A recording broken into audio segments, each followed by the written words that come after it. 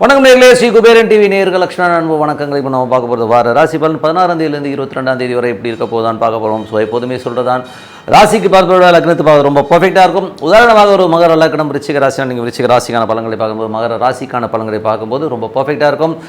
Video எண்டில் tip of the week இருக்குது, மறக்காமல் பாருங்கள். தனுசு ராசிக்கு வந்து பார்த்தீங்கன்னா உங்களது ராசியாதிபதி குரு வந்து பார்த்தீங்கன்னா உங்களுக்கு வந்து எந்த மாதிரி விஷயங்களில் இருக்கார் அப்படின்போது குரு வந்து 6ல் இருக்காருங்க. ஸோ 4ஆம் அதிபதி 6ல் இருந்து அது வக்கரமாக இருக்கும்போது தாயாருடைய பிடிவாதங்கள் சில பேருக்கு ஏற்படுறதுக்கான வாய்ப்புகள் நிறைய ஏற்படுத்தும். அது வந்து குரு வந்து பார்த்திங்கன்னா உங்களுக்கு சந்திரனுடைய சாரத்தில் போகுது. சந்திரனுடைய சாரத்தில் போகும்போது கொஞ்சம் அந்த செவ்வாய் புதனில் மட்டும் கொஞ்சம் கேர்ஃபுல்லாக இருக்க வேண்டிய ஒரு காலகட்டங்கள். மற்றபடி வந்து பார்த்திங்கன்னா உங்களுக்கு 2ஆம் அதிபதி 3ல் இருக்கும்போது சின்ன சின்ன கலகங்கள் ஏற்படுறதுக்கான வாய்ப்புகள் இருக்குன்னா கொஞ்சம் கேர்ஃபுல்லாக இருங்க. அதுக்கப்புறம் பார்க்கும்போது உங்களுக்கு 3ஆம் அதிபதி 4ஆம் அதிபதி கொஞ்சம் நட்சத்திர பரிவர்த்தனையில் இருக்கும்போது அம்மாவுக்கு உங்களுக்கும் சின்ன சின்ன மனக்காயங்கள் உள்ளுக்குள்ளே இருக்கும், வெளியில் காட்டிக்காமல் சண்டை போட்டுப்பீங்க. ஸோ கொஞ்சம் பார்த்துருந்துக்குங்க. வீடு விற்பனை சம்மந்தமான விஷயங்கள் நல்லா சுமூகமாக நடப்பதற்கான வாய்ப்பு ரொம்ப நல்லாயிருக்கு. மற்றபடி வந்து பார்த்திங்கன்னா உங்களுக்கு 5ஆம் அதிபதியான செவ்வாய் வந்து பார்த்திங்கன்னா 8ல் நீச்சமாக இருக்கும்போது கொஞ்சம் குழந்தைகளோட பிடிவாதங்கள் அதனால் மனக்காயங்கள் ஏற்படுறதுக்கான வாய்ப்புலாம் நிறைய இருக்குது. உங்களுக்கு 6ஆம் அதிபதியான சுக்கிரன், ஸோ 6ஆம் அதிபதி சுக்கிரன் வந்து பார்த்திங்கன்னா உங்களுக்கு வந்து 2ல் இருக்கும்போது வேலை நல்ல ஏற்றுக்கு நல்ல லாபங்கள் இருக்கும். பட் இருந்தாலும் அதோட சந்திரனுடைய சாதத்தில் சின்ன சின்ன ஒரு டென்ஷன்ஸ் கொடுத்துட்டு அதுக்கப்புறம் வருமானங்கள் கொடுக்கறதுக்கான வாய்ப்புகளை கண்டிப்பாக ஏற்படுத்தும். அதுக்கப்புறம் பார்க்கும்போது உங்களுக்கு 7ஆம் அதிபதியான புதன் வந்து 12ல் இருக்கும்போது கொஞ்சம் தொழில் ரீதியான விஷயங்களாக இருக்கட்டும், கணவன் மனைவியும் கொஞ்சம் வெளியில் சுற்றுறது, சில நேரங்களில் வந்து கணவன் ஒரு ஊரில் மனைவி ஒரு ஊரில் சுற்றுறமான விஷயங்களை கண்டிப்பாக ஏற்படுத்தும். ஸோ இதெல்லாம் ஆல் இந்த கேம். ஸோ நீங்கள் வந்து வேலைக்காக அங்கங்கே சுற்றுறதுங்கிறது வந்து கண்டிப்பாக இருக்குது. ஸோ அந்த மாதிரி விஷயங்கள் இருக்கலாம். மற்றபடி எல்லாமே சிறப்பு தான். அதுக்கப்புறம் பார்க்கும்போது உங்களுக்கு 8ஆம் அதிபதியான சந்திரன் வந்து பார்த்திங்கன்னா உங்களுக்கு வந்து திங்கள் செவ்வாய் வந்து கணவன் மனைவிக்கு உள்ள சின்ன கருத்து பேதங்கள் டென்ஷன்ஸ் உருவாக்குறதுக்கான வாய்ப்பு வந்து கொஞ்சம் பார்த்து நடந்துக்கணும். அதே நேரத்தில் வந்து குழந்தைகளோட விஷயங்களில் வந்து பார்த்திங்கன்னா ஒரு புதன் வியாழன் வந்து ஒரு டென்ஷன்ஸ் வர்றதுக்கான வாய்ப்பு கொஞ்சம் பார்த்து நடந்துக்கணும்.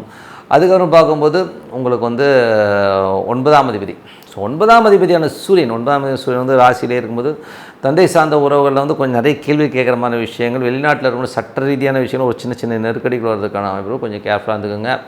அதுக்கப்புறம் 10ஆம் அதிபதியான 10ல் வந்து கேது இருக்குது. 10ஆம் அதிபதி புதன் வந்து உங்களுக்கு 12 இருக்கும்போது தொழில் ரீதியான விஷயங்கள் கொஞ்சம் அலைச்சல்கள் ஏற்படுறதுக்கான வாய்ப்பு நிறைய இருக்கும். அது மட்டும் இல்லாமல் 10ல் கேது இருக்கும்போது அது சூரியனுடைய சாரத்தில் இருக்கும்போது கொஞ்சம் சட்ட ரீதியான விஷயங்கள் ரொம்ப கேர்ஃபுல்லாக இருக்கின்ற ஒரு அவசியம் இருக்குது. பார்த்து நடந்துக்குங்க. 11ஆம் அதிபதி சுக்கிரன் 2ல் நல்ல லாபங்கள், வேலையில் நல்ல ஏற்றங்கள், நல்ல லாபங்கள் வருவதற்கான வாய்ப்பு ரொம்ப சிறப்பாக இருக்குது. பட் இருந்தாலும் அது சந்திரனுடைய சாரத்தில் இருக்கும்போது கொஞ்சம் நடைமுறையில் வந்து நம்ம மனக்காயங்கள் ஏற்படுறதை தவிர்க்க முடியாது. கொஞ்சம் பார்த்து நடந்துங்க. ஸோ இதுவரை பார்த்தது பொது பலன்கள். இப்போ பார்க்க போகிறது தசாபதி பலன்கள். ஸோ உங்களுக்கு வந்து தனுசு லக்னமாக இருந்து சூரிய தசாபதி, சூரியன் 9லிருந்து அது ராசியிலே இருக்கும்போது தொழில் ரீதியான விஷயங்களில் வந்து பார்த்திங்கன்னா கொஞ்சம் மலைச்சலை ஏற்படுறதுக்கான புதிய தொழில் வாய்ப்புகள் கிடைக்கிறதுக்கான வாய்ப்புகளும் நிறைய இருக்குது. பட் இருந்தாலும் நிறைய சந்தேகங்கள் கொஞ்சம் வந்து ஒரு மன உளைச்சல் இருக்கிறதுக்கான வாய்ப்பை தவிர்க்க முடியாது. தனுசு லக்னமாக இருந்து சந்திர தசாபதி, சந்திரன் வந்து பார்த்திங்கன்னா உங்களுக்கு வந்து செவ்வாய் புதனில் வந்து 8ல் போகும்போது கொஞ்சம் கவனமாக இருக்கணும். அந்த நேரத்தில் சந்திராஷ்டம காலமாக இருக்கும்போது கொஞ்சம் எமோஷனாக இருக்கிற மாதிரி ஃபீலை கண்டிப்பாக ஏற்படுத்தும். அதுக்கப்புறம் பார்க்கும்போது உங்களது தனுசு லக்னமாக இருந்து செவ்வாய் தசாபத்தி இருந்தாலும் செவ்வாய் வந்து பார்த்தீங்கன்னா 8ல் இருந்து அது நீச்சமாக இருக்கும்போது குழந்தைகளோட விஷயங்கள் வந்து ஒரு எமோஷன்ஸ் ஒரு ஸ்ட்ரெஸ் இருக்கும். அதனால் நைட்டு தூங்காமல் கொஞ்சம் அதுக்கான கவலைப்படுற மாதிரி விஷயங்கள், அவங்க மேலே நிறைய சந்தேகங்கள் ஏற்படுறதுக்கான வாய்ப்புகளையும் கண்டிப்பாக ஏற்படுத்தும். ஸோ குழந்தைகளோட பிடிவாதம் அதில் வந்து ஒரு காரணமாக இருக்கும். ஸோ அதனால் கொஞ்சம் பார்த்து அவசரப்படாமல் பொறுமையாக ஹேண்டில் பண்ணுறது ரொம்ப ரொம்ப அவசியம். காரணம் அந்த செவ்வாய் சனி ராகு இந்த மாதிரி காம்பினேஷன்ஸில் இருக்கும்போது எமோஷனாக எதாவது முடிவு பண்ண போய் அதனால் ஏடாவோட நடக்கும். அதனால் கொஞ்சம் கேர்ஃபுல்லாக இருந்துக்கோங்க.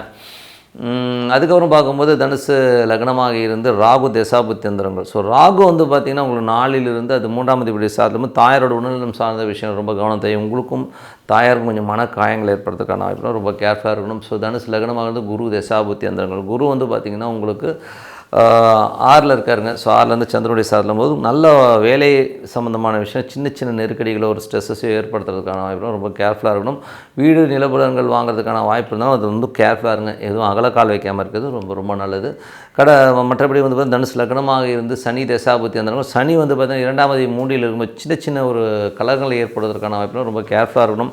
அதே நேரத்தில் வந்து பார்த்திங்கன்னா வீடு விற்பனை சம்மந்தமான விஷயம் நல்லா லாபங்கள் வர்றதுக்கான வாய்ப்புகள் நல்லா இருக்குது. தாயாரோட உடல்நலம் சார்ந்த விஷயம் ரொம்ப கவனம் தேவை. கடகலக்கணமாக இருந்து புதன் தசாபுத்தி அந்தரம் நடக்கும். புதன் வந்து பார்த்திங்கன்னா உங்களுக்கு 12ல் இருக்கும்போது நிறைய பிரயாணங்கள் மேற்கொள்வதற்கான வாய்ப்பு இருக்குது. கணவன் மனைவி கொண்டு கொஞ்சம் பிரிஞ்சு கொஞ்சம் வெளியூருக்கு போகிறது இந்த மாதிரி விஷயங்கள் ஏற்படும். மற்றபடி எல்லாமே சிறப்பு. சில நேரங்களில் வந்து மனைவிக்காக கணவனுக்காக மனைவி கொஞ்சம் செலவு பண்ணுற மாதிரி விஷயங்களை கண்டிப்பாக ஏற்படுத்தும். அதுக்கப்புறம் பார்க்கும்போது உங்களுக்கு வந்து தனுசு லக்னமாக வந்து கேது தேசாபதி கேது 10ல் இருக்கும்போது தொழில் ரீதியான விஷயங்கள் கடன்கள் வாங்குறதுக்கான வாய்ப்புகள், அதுக்கான அலைச்சல்கள் சில பேருக்கு ஏற்படுறதுக்கான வாய்ப்புலாம் இருக்குது.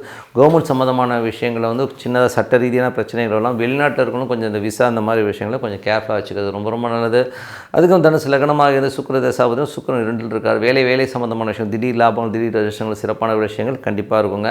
ஆனாலும் அது சந்திரனுடைய சாரத்தில் போது 8ஆம் அதிபதி சாரம் நடைமுறையில் மட்டும் சின்ன சின்ன மனக்காயங்கள் ஏற்படும், அதெல்லாம் கொஞ்சம் உஷாராக இருக்குது, ரொம்ப ரொம்ப நல்லதுங்க. ஸோ நல்ல விஷயங்கள் நல்ல மாற்றங்கள்லாம் இருக்கணும். ஒரு பிரார்த்தனை அவசியம், அதாவது இறைவனை பிரார்த்தனை மட்டும் கண்டிப்பாக அடுத்த லெவல் போகிறதுக்கான வாய்ப்பாக இருக்குது. பிரார்த்தனை பண்ணுங்கள். இப்போ பார்க்க போகிறது tip of the week. So tip of the வீக்கில் வந்து கண் திருஷ்டி. ஸோ கண் திருஷ்டிங்கிறது இருக்கா இல்லையானா அது அனுபவிச்சவனுக்கு தான் தெரியும் கண் திருஷ்டி எப்படி இருக்கிறது.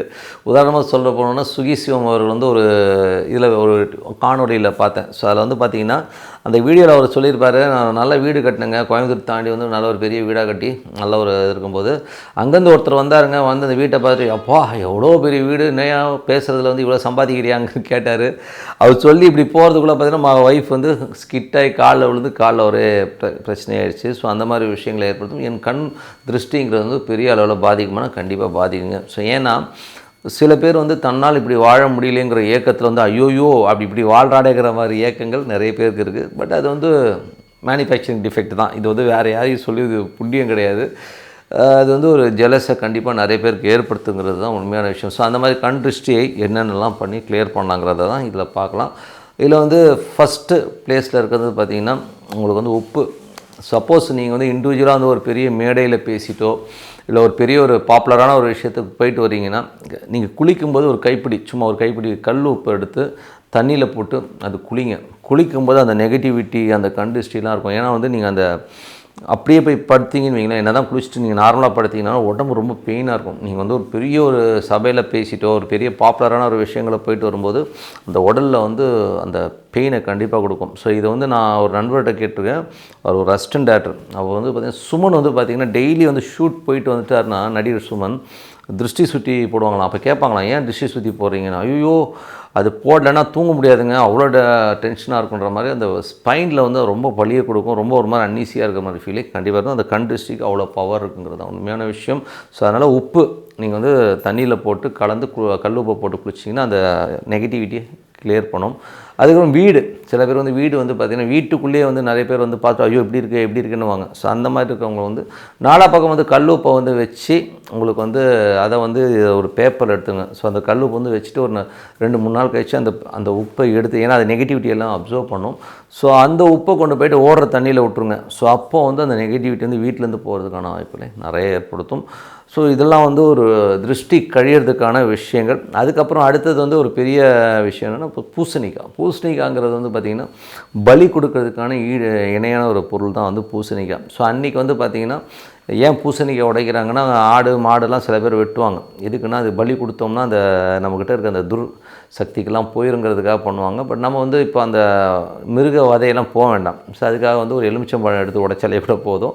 எலுமிச்சம்பழத்துக்கு வந்து அந்த அப்சர்வேஷன் பவர் ரொம்ப ஜாஸ்தி. ஒரு மாந்திரிகமோ ஒரு ஏடாகூடமான ஒரு விஷயங்கள் நெகட்டிவிட்டி வந்து அப்சர்வ் பண்ணி அது கிளியர் பண்ணுறதுக்கான விஷயங்கள் எலுமிச்சம்பழத்துக்கு இருக்குது. ஸோ அதுவும் பண்ணலாம். ஸோ உப்புலாம் வந்து ரொம்ப சூப்பராக ஒர்க் ஆகும். அதே மாதிரி நெகட்டிவிட்டியான ஒரு ஃபீல் வந்து வீட்டுக்குள்ளே இருக்குது, வீட்டுக்குள்ளே ஒரு மாதிரி அன்ஈஸியாக இருக்குங்க, நிம்மதியாகவே இல்லைங்க, ஒரு மாதிரி இருக்குங்க அப்படின்னா சாம்பிராணி புகை போடுங்க. அந்த சாம்பிராணி புகையில் வந்து ஒரு கொஞ்சம் குங்குலியம், வெண்கடுகு இந்த குங்குலியமும் வெண்கடுகும் நாட்டு மருந்து கடையில் கிடைக்கும். ஸோ அதையும் வந்து சேர்த்து போட்டு வீட்டில் போடும்போது நல்லா அந்த ஃபீல் பார்த்திங்கன்னா அந்த நெகட்டிவிட்டிலாம் போய் ரொம்ப ஃப்ரீயாக இருக்கும். இந்த பேய் ஓட்டுறவங்க நிறைய இந்த ஒரு மாதிரி பில்லி சுனி இருக்க பயம் இருக்கவங்களாம் வந்து இதை தான் போட சொல்லுவாங்க. நீங்கள் இது போடுங்க, வீட்டில் வந்து ஒரு பாசிட்டிவிட்டி கண்டிப்பாக இருக்கும். ஸோ நல்ல விஷயம், நல்லா மாற்றம், இதெல்லாம் பண்ணி பாருங்கள், சிறப்பான பலன்கள். ஏன்னா நிறைய பேர் சொல்லலாம், சார் திருஷ்டிலாம் இருக்கா சார், என்ன சார் சும்மா கதை வரீங்கன்னா பண்ணி பாருங்கள், கண்டிப்பாக திருஷ்டிலாம் இருக்குது. அது வந்து அனுபவிச்சவங்களுக்கு தெரியும் எப்படியெல்லாம் அடிப்பட்டாக்கிட்டு. ஸோ அதனால் கண்டிப்பாக நிறைய குழந்தைகள் கூட பார்த்திங்கன்னா சாமிங்காக இருக்கும். ஆனால் பார்த்திங்கன்னா 4 பேர் வந்து கொஞ்சம் பொத்துன்னு பார்த்து கீழே வந்து அடிபட்டுரும். ஸோ அந்த மாதிரி விஷயங்கள் நிறைய நடக்கும். அதனால் சுற்றி போடுறது, எலுமிச்சம்பழம் வச்சு குழந்தைகள் சுற்றி போடுறது, இந்த மாதிரி கல் வச்சு குளிக்கிறது, இதெல்லாம் வந்து நெகட்டிவிட்டியை கண்டிப்பாக கிளியர் பண்ணி சிறப்பான வாழ்க்கை கண்டிப்பாக இருக்கும்னு சொல்லிட்டு உங்களிடம் விடைபெறுவது உங்கள் லக்ஷ்மி நாராயணன். நன்றி, வணக்கம். ஸ்ரீ குபேரன் டிவியை பார்த்தமைக்கு நன்றிகள். மேலும் இது போன்ற தகவல்களை தெரிந்து கொள்ள ஸ்ரீ குபேரன் டிவியை சப்ஸ்கிரைப் செய்யுங்கள். மறக்காமல் பெல் ஐக்கானை கிளிக் செய்யுங்கள்.